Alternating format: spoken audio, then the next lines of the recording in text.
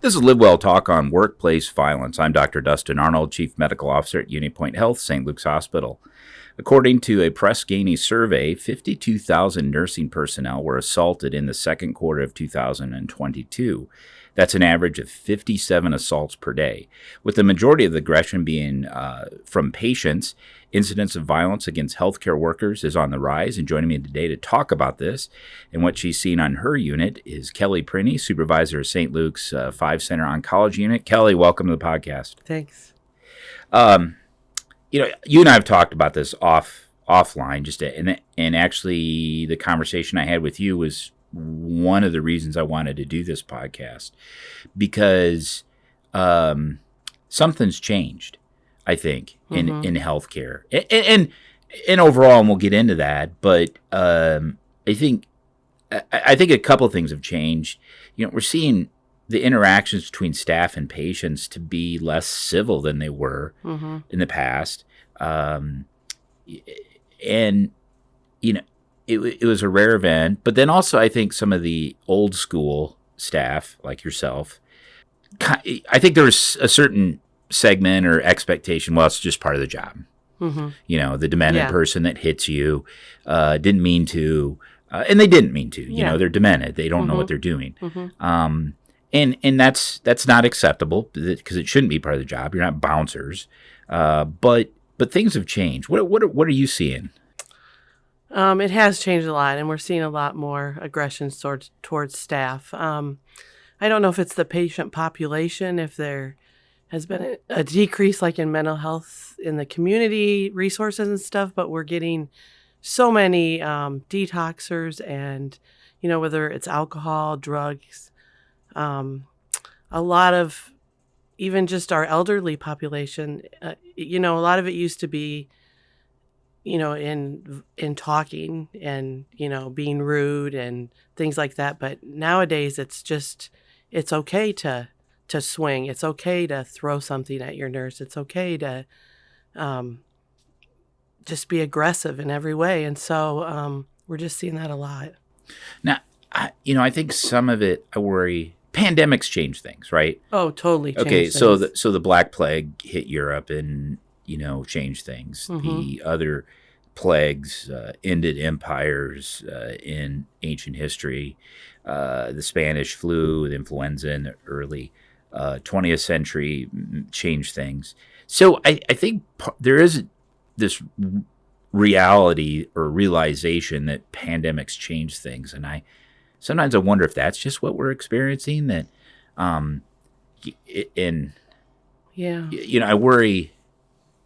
I worry that it's not temporary, if that makes sense. Oh, I totally worry it's not temporary. I feel like it's getting worse every day. Yeah. I mean, it used to be you'd see it a couple times a year, and now it's pretty much daily. It really is. And do you think that it's a reflection of perhaps patients? I mean, let's go a little bit deeper with that. I mean, we are seeing more alcohol withdrawal and detoxification of alcohol, which is alcohol withdrawal, preventing withdrawal. Over the weekend we had methamphetamine was the issue. We have so many meth patients. Yeah. Yep. And I imagine that perhaps increased during the pandemic. I mean, with people. We closed the churches, but we kept the alcohol stores, the liquor stores open. But also, I think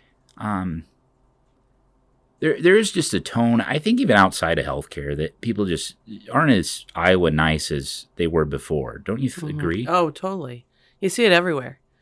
And now not only do you see it everywhere, it's all over the social media. So people are watching it daily, and I don't know if they feel like it's okay to act that way now or what, but you see road rage on the roads. You see people rude in airports. You see people rude in restaurants, and it's carrying over into healthcare. And not only do you have people that are admitted that are sick, whether it's alcohol, drugs, or even something metabolic that makes them confused, it's coming out in aggression now, and it's towards the staff. Tell me how the staff, what did it, how does this influence their day? Oh, it can make or break their day from the minute they get there. It just seems to get worse as the days go on. And then as you go from one nurse to the next or a tech to the next, if people aren't doing the exact same, then they use that against people and they try to get more, and it just doesn't stop. We've had a lot of training in this stuff, and they teach us now to set limits. And I've really tried to do that and make it consistent. We talk about these patients on the whole unit. We do it in our huddles. We flag them. We have different screenings that we do, and we make a plan.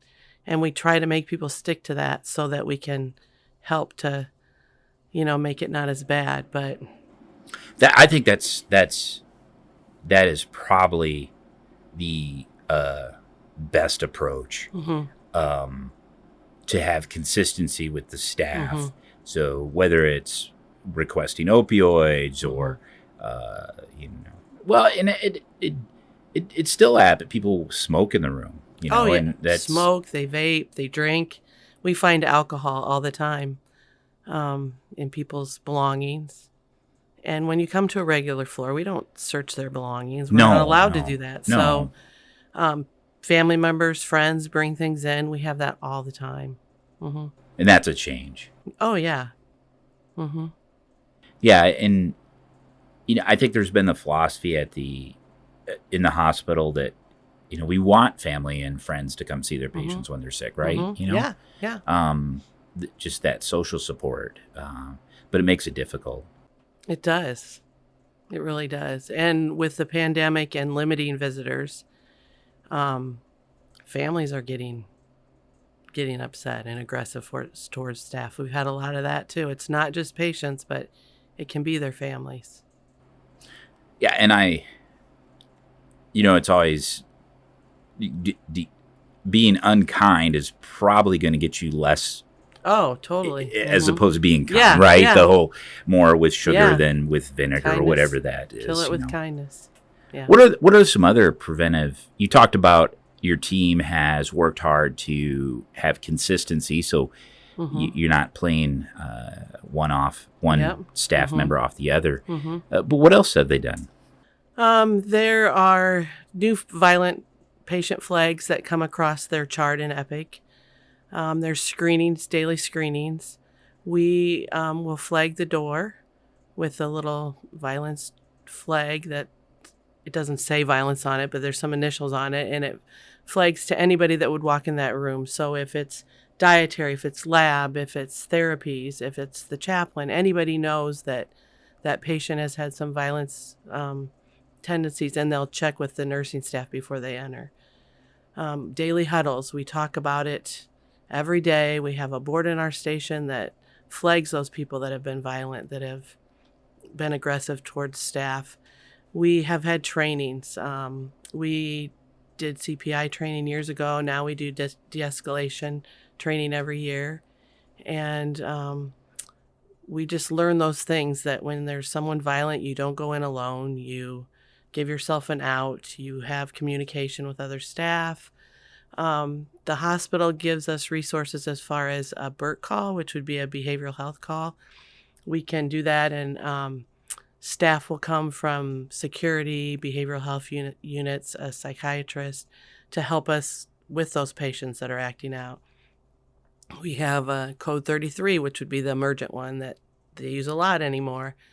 There is also a social worker throughout the psychiatric floor, but he works everywhere in the hospital. And he is just an expert in that de-escalation stuff. And he will come in and just take over and help us talk that patient down or figure out a plan, that kind of thing. So we really have done a lot. But like I said, it's every day. Yeah, and I think just for community to understand is we do have a large mental health service that and we'll also cover that in a future podcast with Carol Mead. But we do have a large patient population that is in need of care. Rick Larson told me once, probably 15 years ago, that not to so much fear the schizophrenic patient, because when they act up, it may be very loud, it may be very threatening, but it's unusual for them to actually commit violence against staff. But sometimes what we see is they don't have mental illness. They just have an aggressive pattern to believing that if they act aggressive, they get what they want. They get what they want, yep. If you could get two questions. First, what advice do you give to younger staff? I mean, we need nurses. We are short nurses. Just like every industry, we don't have staff. And we don't want this to deter them from going into healthcare. And the younger nurses, the ones I've been around are super smart, smarter than me and you. You know, they keep us young from that standpoint. But what advice do you give to the younger nurses that you mentor? Well, I mean, of course we tell them that it's out there and it will happen, because it will to them. But I always let them know that they're not alone. That's one thing, that they have people and resources that can help them immediately. You know, if this happens, try to walk away, go to your resources, get some help. You're not security. You're not a bouncer. That's what I tell them too. So back in the olden days, if someone tried to leave, we chased them. We chase them down the street, I know. past Coe College, and tackle them and get them back to the hospital. But like I tell them now, this isn't jail. This isn't a prison. They can leave. We're trying to help them. We're trying to provide them a service to help. If they don't want to accept it, they can leave. It's okay. And if they're acting that way towards them, it's okay to leave. Excuse yourself from the room, leave, and go get help, get your resources. So it's, as I said earlier in the podcast, that used to be expectation. Well, it's just part of the job. Yeah. And I don't think that's true anymore. No, I don't. And we don't want to approach it like that. No. What would you tell patients and visitors if you could give one piece of advice? The ones that are aggressive? Is that what you're talking about? Or just in general, what would you tell the public? Well, just that try to help us, give us a little grace. We're busy. There's a lot of patients. We're trying to meet a lot of needs. And we're just here to help. So just try to give a little grace to the staff, because it's hard. And you just really don't know what's going on in the next room or what that nurse is dealing with. And it doesn't help to be aggressive and get angry. It's not going to make things better. So, well, that's some good advice. That's the golden rule. Yeah. Treat others as you want to be treated. Yeah, that's so true. Well, Kelly, thanks for joining me. Sure. Once again, this was Kelly Printy, supervisor of 5 Center Oncology Unit here at St. Luke's. This is an important topic, and we'll continue to discuss on a future podcast about the interventions that we are completing. Because Kelly, as you stated, we are just here to help take care of patients, and we want to do the best job possible. Thank you for listening to LiveWell Talk On. If you enjoyed this episode, don't forget to subscribe. And if you want to spread the word, please give us a 5-star review and tell your family, friends, neighbors, strangers about our podcast. We're available on Apple Podcasts, Spotify, Pandora, or wherever you get your podcast. Until next time, be well.